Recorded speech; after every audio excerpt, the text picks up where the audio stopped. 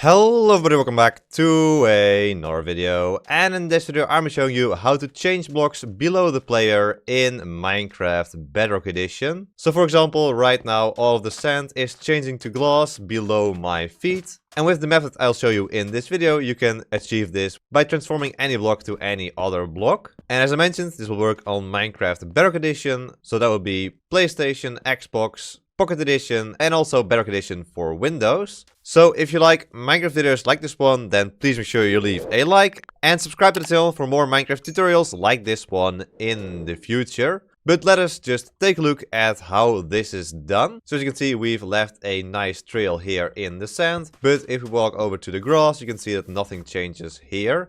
It's just when we are directly above sand, it changes it to glass. And that is done by using this very first command block, which changes sand to glass.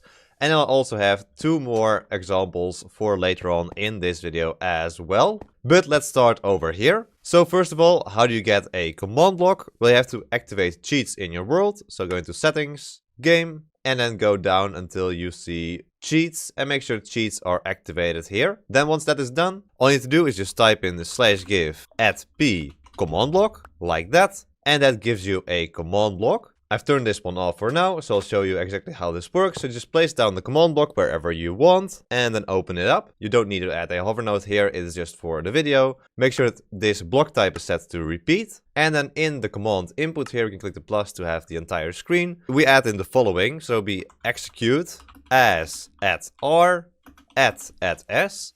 This means that it will work for every player in your server if you play with multiple people. You can also do it to the nearest player if you do @p, or you can even type in a specific name here, and that will only target that specific player.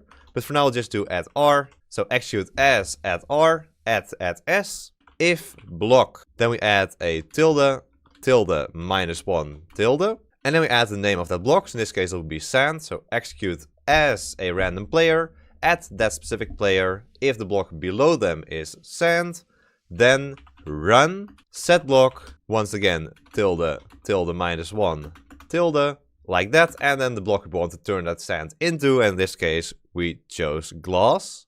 But we can also do, for example, yellow _stained _glass, like that. So it means that if we are now on top of a sand block, it will turn into a yellow stained glass block. But if we exit out of this command block and look, then this is currently not happening yet. And that is because we still have to activate this command block. So you can do what I did over here with a lever and then activating the lever to activate the command block. You can also go in here and change needs redstone to always active. And now you will see that indeed the sand glass turns into yellow stained glass. So there we go, that is the command to turn sand into glass, just like that. And let's now take a look at the other examples we have as well. So this one right over here will turn air into diamond. Now that works a little bit different to the previous one, because of course it's not like a specific block, it's just all of the air in your world. So the command is very similar. It is just execute as @r @s if block below player is air. Run set block below player diamond block. So if you now activate this command block, you can see that nothing immediately happens. But as soon as we jump, we see that a diamond block appears below us just like that every single time. And if you now walk over here, you can see that also diamond blocks appear below us.